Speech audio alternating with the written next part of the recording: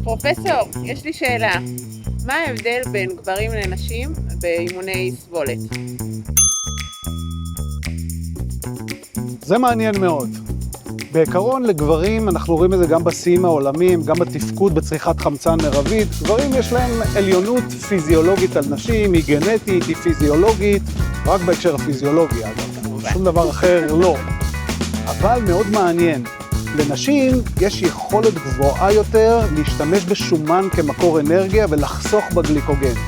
ולכן בפעילויות שנחשבות פעילויות אולטרה אנדיורנס, כן, מעבר למרתון, יש כבר צמצום בין ההישגים של גברים ונשים.